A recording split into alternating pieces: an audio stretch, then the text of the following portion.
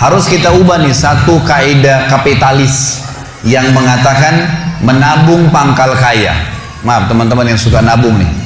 Bukan saya larang nabung, bukan. Tapi dalam Islam bukan menabung pangkal kaya, tapi sedekah pangkal kaya. Nggak bisa ketemu antara nabung dengan sedekah, nggak bisa ketemu nih. Susah ketemunya. Karena sedekah disuruh keluarin, ini nabung disuruh simpan, gitu kan? Nggak bakal ketemu. Dalam Islam makin sering kita keluarkan di jalan Allah, makin terbuka tuh rezekinya. Ya, ini dalilnya banyak. Di antaranya hadis Bukhari, hadis Qudsi, di mana Allah Subhanahu wa taala berfirman, kata Nabi SAW, Allah berfirman, "Ya bna Adam, anfik alaih." Wahai anak Adam, berinfak dulu di jalanku, aku baru berinfak padamu. Sedekahin dulu, baru aku kasih kamu. Jadi ini kata kuncinya, makin sering keluarkan, maka makin bagus. Makin bagus yang kita kasih, ya, makin sempurna balasan dari Allah. Coba renungi perkataan Urwah bin Zubair rahimahullah, seorang ulama tabi'in yang masyhur. Urwah bin Zubair ini ayahnya namanya Zubair bin Awam, salah satu sahabat ya, dari 10 orang yang jamin masuk surga. Anaknya namanya Urwah, ulama besar, gitu kan, dari tabi'in. Urwah mengatakan, janganlah seseorang di antara kalian memberikan untuk Allah, keluarkan di jalan Allah sedekah, sesuatu yang dia malu kalau dia berikan kepada pemimpin satu kaum. Begini maksudnya. Saya ingin tanya teman-teman, coba renungin dan jujur jawabnya ya. Kalau seandainya Anda tiba-tiba diundang oleh, saya nggak tahu nih, di Bali ini apa? Wali kota ya? Diundang oleh wali kota. Baik, bapak ini atau ibu ini diundang ke wali kota, ditelepon khusus, datang ya ke kantor saya besok, dan tolong beliin saya buah. Pesan beli buah. Kira-kira teman-teman sekalian, pada saat wali kota pesan buah dari Anda ini, beli buahnya di mana? Di pasar kaki 5 kan? Emperan jalan, masuk supermarket. Cari buah yang biasa-biasa saja tuh, buah yang paling bagus. Kalau ada sedikit rusak, kulitnya tercoret, atau mungkin terkelupas, dimasukin nggak? Setelah kita beli buah-buah yang paling bagus, yang paling mahal, ditaruh di kresek atau cari alat tempat yang lain. Cari keranjang, pakai plastik, pakai kartu nama, luar biasa. Kenapa? Karena wali kota yang pesan. Coba teman-teman sekalian, kalau ibu Anda yang pesan, bapak yang pesan, nah beliin ayang, beliin ibu jeruk ya, buah. Beli di mana kira-kira? Di kaki 5. Kemudian penjualnya bilang, ini ada rusak sedikit, nggak apa-apa, masukin aja. Pakai kresek tua ini, bekas ikan, udah nggak apa-apa.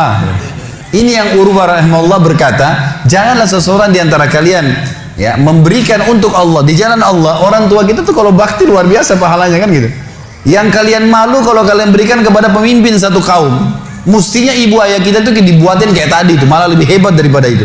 Pilihin buah yang paling bagus, dikemas yang paling bagus dan seterusnya. Mestinya begitu. Tapi seperti itulah manusia, karena tidak paham teman-teman sekalian. Sesuatu yang dikeluarkan di jalan Allah akan mendatangkan respon rezeki yang banyak. Ini satu hal yang harus digarisbawahi, dan akan saya bacakan banyak sekali dalil berhubungan dengan masalah itu, di mana Allah Subhanahu wa taala menyuruh kita keluarkan. Ingat, makin baik kita berikan, makin baik juga respon dari Allah Subhanahu wa taala. Coba teman-teman muhasabah nih. Kalau celengan masjid lagi lewat dan Anda punya 1000 baru 1000 tua, yang mana ditaruh? 1000 tua. Kenapa 1000 tua yang ditaruh?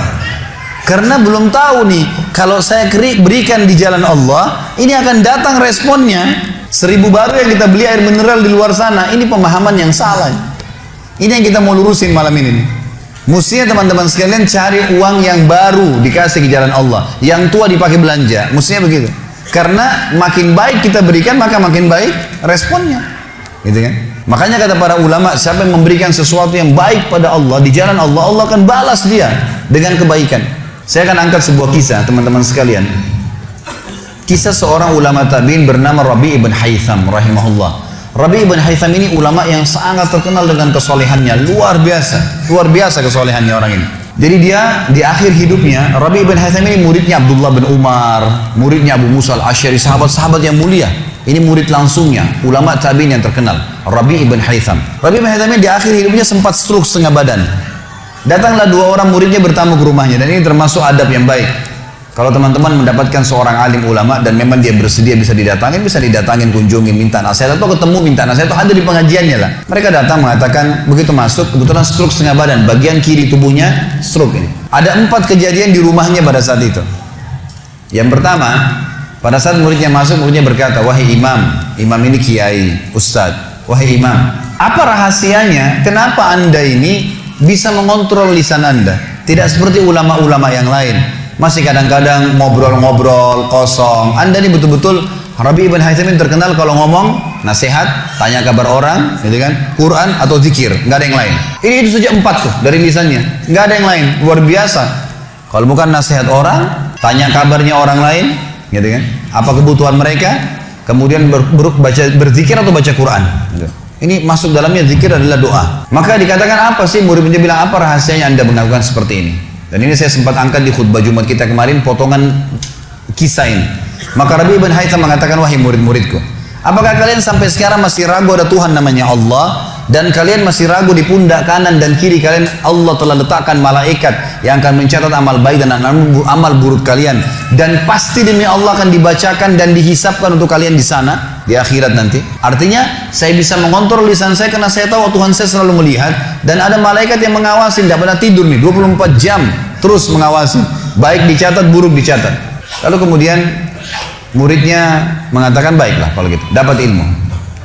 Kejadian pada saat itu teman-teman sekalian yang lain adalah, yang kedua, baru mau ngobrol sama murid-muridnya, tiba-tiba anaknya Rabi bin Haytham keluar dari dapur, masuk ke ruang tamu pamit. Anak laki-lakinya lalu berkata, wahai ayahku, semoga Allah senantiasa menjaga anda. Ibu saya membuatkan untuk anda makanan namanya halwa pada zaman itu. Halwa ini Bapak Ibu sekalian makanan yang mahal. Bahannya susah, bahannya mahal, buatnya susah, lama diadon berjam-jam baru jadi. Dan ini dimakan oleh pejabat-pejabat gitu. Rabi bin Haytham rahimahullah ini punya ciri khas. Mereka tidak pernah rewel. Di rumahnya dihidangkan makan apa sama istrinya, dimakan sama dia. Baik sekali orangnya.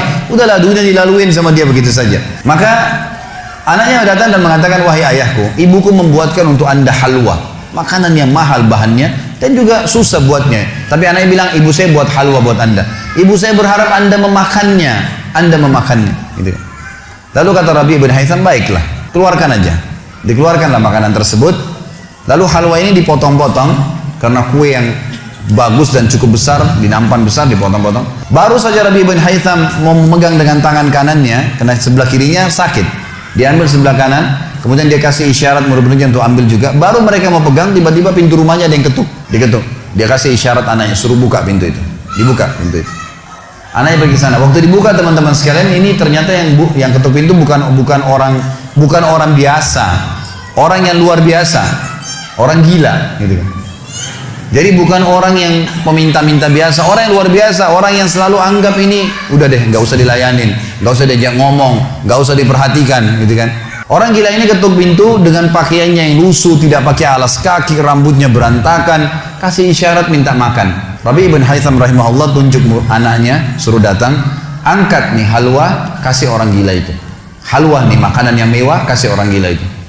Dibawa sama anaknya. Anaknya ini Rabi ibn Haytham waktu bawa piring itu, niatnya ingin memberikan ke orang gila 1 potong, gitu kan. Begitu tiba depan pintu, orang gila lihat makanan enak, walaupun gila tahu juga ini makanan enak, gitu kan. Diambil sama dia piringnya, diambil dimakan semua. Dalam kisahnya dikatakan sampai air liurnya jatuh di situ, dihabisin sama dia. Sudah habis teman-teman sekalian, apa yang terjadi? Orang gila nggak ngerti, dia nggak terima kasih, nggak apa, piringnya dilempar pergi. Anaknya Rabi ibn Haytham ini tahu nilainya makanan yang ibunya buat tadi. Diambil piring itu, ditutup pintunya, lalu dia kembali lagi. Kemudian dia bilang sama ayahnya, wahai ayahku, semoga Allah senantiasa menjaga anda. Sebelum saya lanjutkan kisah teman-teman sekalian, saya sarankan juga bahwa teman-teman di sini yang sudah punya anak, biasakan selalu menggunakan doa antara suami istri dengan anak. Itu penting sekali. Karena kata Nabi SAW, jangan ucapkan kata-kata doa yang bisa berbau doa buruk buat kalian, diri kalian, keluarga kalian, dan harta kalian. Karena bisa saja malaikat lewat dan mengaminkannya. Kita harus selalu doa yang baik, gitu kan. Jadi Rabi bin Haytham membiasakan anaknya untuk dilatih berdoa yang baik. Jadi selalu kalau mau minta tolong, nak, semoga Allah menjagamu, ambilkan ayah ini.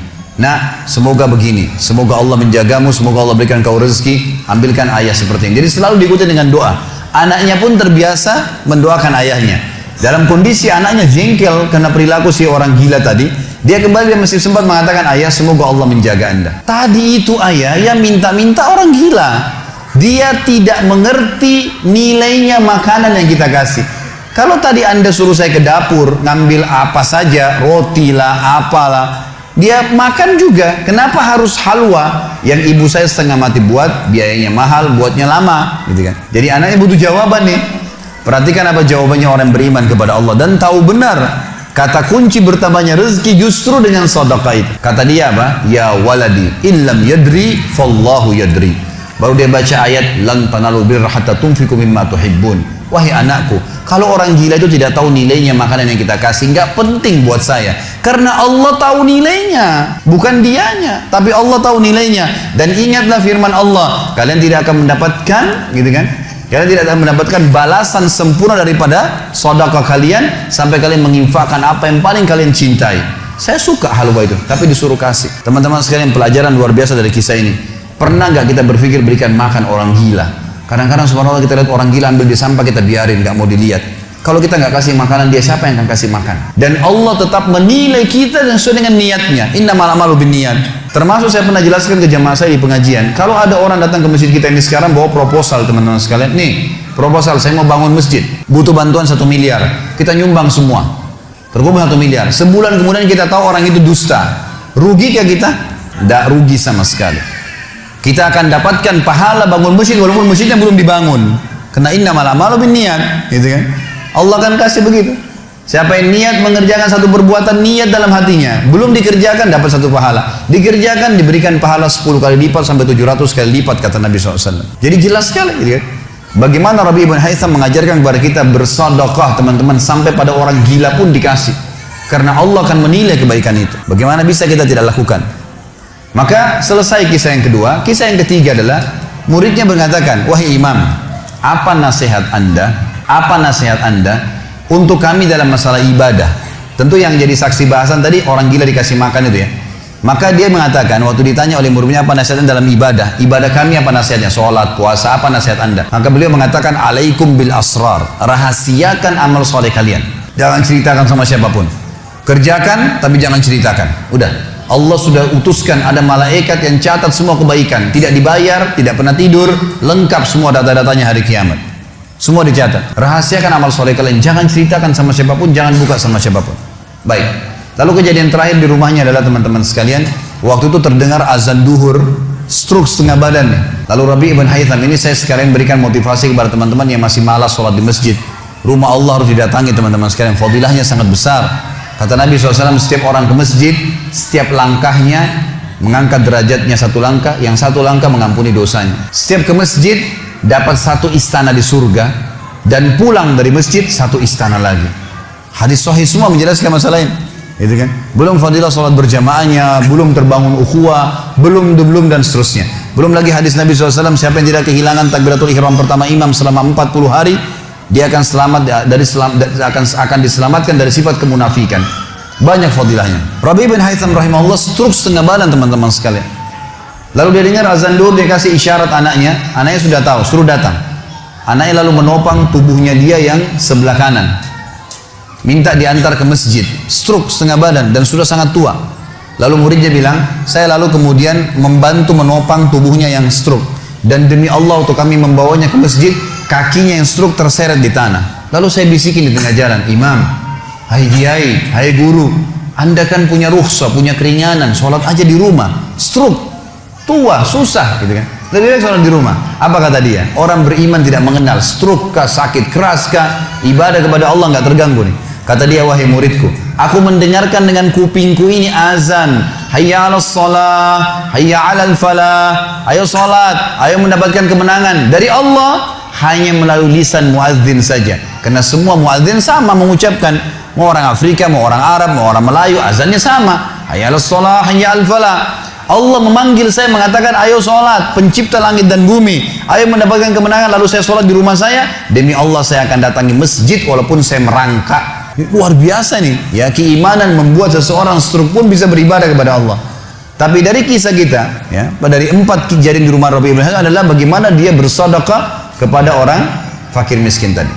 Ada riwayat Bukhari yang lain teman-teman sekalian berbunyi, kata Nabi SAW dulu di zaman Bani Israel ada 2 orang. Di zaman Bani Israel ada 2 orang. 2 orang ini bersahabat, dua-duanya punya kebun. Dua-duanya punya kebun. Kebun ini mereka lagi nunggu hujan dan satu negeri itu belum turun hujan. Tiba-tiba si A sama si B. Si A ini melihat ada awan, kata Nabi SAW, lewat di atas kebunnya dan terdengar suara dari awan itu berkata, turunkanlah hujan di kebunnya fulan, kebun temannya dia di sebelah. Maka dia bilang, kata Nabi SAW, orang ini pun mengikuti awan tersebut. Ternyata betul, awan itu menggumpul semuanya di atas kebun temannya, hujan. Tapi cuma kebun temannya, yang lain nggak kena hujan. Maka Nabi SAW mengatakan, dia pun bertanya pada temannya, apa yang kamu lakukan dengan kebunmu? Sampai di musim panas seperti ini pun Allah masih menurunkan hujan untuk kebunmu saja. Apa yang dia bilang? Dia bilang, saya membagi keuntungan dari usaha saya ini menjadi 3. Keuntungannya bukan modal. Sepertiganya saya infakkan di jalan Allah, langsung saya keluarkan. Sepertiganya lagi saya tambahkan ke modal. Sepertiganya lagi saya gunakan untuk keperluan keluarga saya. Jadi ternyata teman-teman sekalian, sedekah itu betul-betul sangat luar biasa. Membuka pintu rezeki. Jadi makin dikeluarkan, makin royal, makin datang. Saya sarankan teman-teman kalau bisa ikutin ceramah saya di YouTube, ada tentang Abdurrahman bin Auf, sahabat Nabi, serial sahabat. Kita sudah membahas 9 sahabat, Abu Bakar, Umar, Uthman, Ali, Talha, Zubair, kemudian Abdurrahman bin Auf, Talha bin Ubaidillah, terakhir itu Sa'id bin Zaid.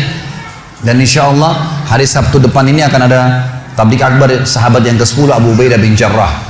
Abdurrahman bin Auf salah satu sifat ciri khasnya, semua sahabat suka bersedekah, tapi Abdurrahman ini luar biasa dalam sedekah, luar biasa. Beliau pernah kedatangan keuntungan 1 peti emas di satu malam, gak bisa tidur, gelisah. Istrinya tanya, kenapa Abdurrahman?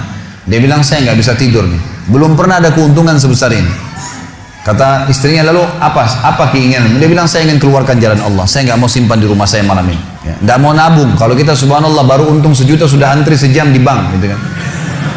Ini nggak mau nabung, keluarin malam ini, sedekahin semua untuk fakir miskin. Istrinya juga solehah, nggak seperti sebagian muslimah. Maaf, saya nggak singgung muslimah di belakang sana. Tapi ada orang begitu, suaminya dapat untung, sebelum disedekahin, sebelum kasih orang tuanya, sebentar dulu, jatah saya mana? Gitu. Ini enggak, istrinya mengatakan, sedekahin, ayo kita sama-sama. Dibungkuslah emas-emas itu, koin-koin emas, dirham emas itu, kemudian dibagiin, habis. Subhanallah, karena ikhlasnya mensedekahkan semua keuntungan malam itu, besok dalam riwayat saya dikatakan datang 2 peti keuntungan dengan produk yang sama. 2 peti emas dikeluarin sama Abdurrahman, 2 peti emas. Hari ketiga datang 3 peti keuntungan. Dikeluarkan hari keempat datang 4 peti. Begitu terus sampai Abdurrahman memiliki sebuah gudang penuh dengan emas. Waktu Abdurrahman radhiyallahu anhu meninggal dunia, waktu mau dibagi warisannya, itu emas-emasnya saking sudah ditumpuk-tumpuk sampai melengket satu sama yang lain. Waktu mau dipisahin dibagi, itu harus pakai kampak. Dan yang mengkampak itu tangannya sampai memar, luka, saking banyaknya. Selalu sedekah. Setiap hari beli 33 budak dibebasin. Setiap hari beli budak bebasin. Setiap hari datangkan 30 kafilah, ya 30 ekor unta untuk diparkir, ditaruh di tengah-tengah jalan, di tengah-tengah jalan Madinah. Lalu pegawainya berteriak, Abdurrahman membagi-bagi buat kalian, silakan, semua ambil kebutuhannya. Luar biasa gitu. Kita subhanallah kadang-kadang bersedekah, kalau orang datang itu pun masih perhitungan, gitu kan. Ini nggak sengaja cari orang yang butuh lalu dikasih. Maka lihat bagaimana mereka memahami tentang masalah sedekah ini, teman-teman sekalian. Dalam hadisnya dikatakan sedekah tutfi'u ghadabur rahman. Sedekah itu bisa meredam murkanya Allah. Keluarin, jangan ragu dengan masalah sedekah itu. Karena itu kata kunci datangnya rezeki. Mari kita dengarkan ayatnya. Yang pertama adalah surah Al-Baqarah, surah nomor 2 ayat 254. Allah Subhanahu wa taala berfirman, Al-Baqarah 254, A'udzu billahi minasyaitonir rajim, ya ayyuhalladzina amanu. Hai orang-orang yang telah beriman pada Allah, anfiku, keluarkan mimma razaqnakum, dari apa yang telah kami berikan untuk kalian rezeki, min qabli an ya'ti yaumun la bay'un fihi wala khullatun wala syafa'ah wal kafirun humudz zalimun. Sebelum datang hari nanti kalian menyesal, enggak ada lagi hari transaksi, enggak ada lagi kasih sayang, tidak ada lagi pertolongan hari kiamat. Teman-teman sekalian, maaf kalau Anda punya rezeki banyak di rekening, Masya Allah, bagus, tapi usahakan selalu ada sedekahnya. Karena kalau kita biarkan numpuk, kita cuma bangga di angka tulisan, di print bukunya, oh iya banyak ya, 2 miliar, 10 miliar. Kita cuma bangga dengan angka. Apa yang mau dibanggain? Pada saat antum meninggal, kalau antum tidak sedekahkan teman-teman sekalian, tidak punya masjid yang dibangun, nggak punya kegiatan amal jariah, nggak pernah punya sesuatu buat dia infakkan sebenarnya, gitu kan? Maka pastikan orang seperti ini akan menyesal pada saat meninggal.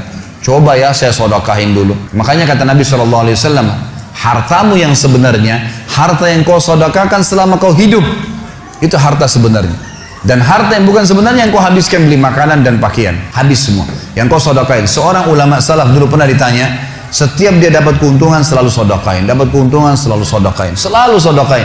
Dipakai untuk kebutuhan keluarganya, sisanya sedekah, nggak ditabung sama dia, dihabisin. Maka pada saat ya ada teman-temannya kumpul di rumahnya lalu berkata, wahai fulan, apa kau nggak sayang hasil kerimatmu? Bukannya ditabung malah dikeluarin terus. Kau nggak sayang sama hartamu tuh? Kata dia apa? Justru saya sayang sama harta saya. Karena saya sayang, jadi saya mau bawa harta saya sampai di akhirat. Ini sedekah saya bawa sampai di akhirat. Kalau saya simpan di sini, saya cuma tabung untuk dunia saja. Jadi lihat bagaimana mereka memahami tentang masalah sedekah itu. Kemudian dikatakan, dan orang-orang kafir, mereka lah orang-orang yang zalim. Mereka tidak mau sedekah, maka mereka zalim sebenarnya. Kemudian surah Ibrahim, surah nomor 14 ayat 31 sampai 34. Allah Subhanahu wa taala berfirman, A'udzubillahi minasyaitonirrajim. Qul li'ibadiyalladzina amanu. Katakanlah hai Muhammad kepada hamba-hamba saya yang telah mengaku beriman. Yuqimus shalah. Mereka mendirikan salat, jaga salat 5 waktu mereka, salat-salat sunnah mereka. Wa yunfiku, dan mereka bersedekah, menginfakkan mimma razaqnahum, dari apa yang kami jadikan sebagai rezeki buat mereka. Sirran wa alaniyah, baik sembunyi-sembunyi ataupun terang-terangan. Karena kadang-kadang kalau ada orang minta di pinggir jalan, kita nggak mungkin sembunyikan, tinggal mengontrol supaya tidak riya saja. Min qabli an ya'tiya yaumun la bay'un fihi wala khilal. Sebelum datang hari tidak lagi transaksi, nggak bisa lagi kita keluarkan uang kita.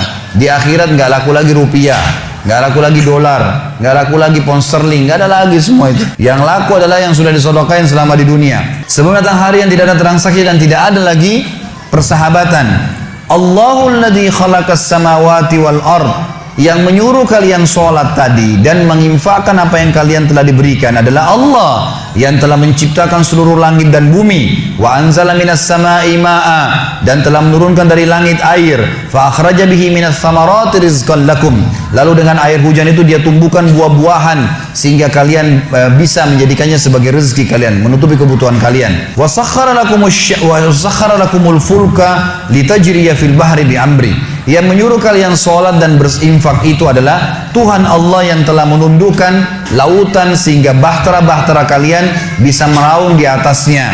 Wa sakhkhara lakumul anhar, juga yang telah menundukkan sungai-sungai buat kalian, bisa dilewatin atasnya, bisa diambil ikan-ikan dan seterusnya yang ada di dalam lautan dan sungai itu. Wa sakhkhara lakumus syamsa wal qamara da'ibain, dan juga yang menyuruh kalian sholat dan menginfakkan harta kalian adalah yang telah membuat, yang menundukkan matahari dan bulan yang rutin terus menerus setiap pagi dan malam silih berganti untuk memenuhi kebutuhan kalian. Wa sakhkhara lakumul laila wan nahar, dan menundukkan juga buat kalian malam untuk istirahat dan siang untuk bekerja. Wa atakum min kulli ma sa'altumu, dan juga dia akan memberikan semua apa yang kalian minta kepadanya. Wa in ta'uddu ni'matallahi la tuhsuha. Kalau kalian ingin menghitung-hitung nikmat Allah, maka kalian tidak akan mampu. Innal insana la zalumun kafar. Sesungguhnya manusia itu zalim, kafar, kufur, gitu kan? Dikatakan dalam sebuah hadis, kata Nabi SAW, manusia itu kufur. Kalau dia dikasih, ya, kalau Allah tahan rezekinya, maka dia terus menerus berdoa, terus menerus mengeluh, dan pada saat Allah kasih dia pelit untuk tidak keluarkan. Bagaimana bisa dia menganggap punya? Siapa di antara anda yang menganggap apa yang dia miliki sekarang punya dia? Mungkin kita semua mengatakan, oh ini rumah saya, ini mobil saya, ini punya saya, ini baju saya. Itu perkataan kita cuma simbolik di dunia. Buktinya pada saat kita meninggal, dibungkus dengan kain kafan, semewah apapun mobil tidak bakal ikut ke liang lahat, rumah tidak masuk liang lahat, nggak ada ceritanya, kita masuk semua jadi warisan tuh. Itu buktinya, lahir tanpa pakaian, masuk kuburan juga dengan satu lembar pakaian, gitu. Berarti bukan milik kita. Maka kesempatan kita memperbanyak amal sedekah kita, sehingga memang mendapatkan pahala yang besar. Dan sekali lagi bahasan kita, sedekah mendatangkan rezeki yang banyak.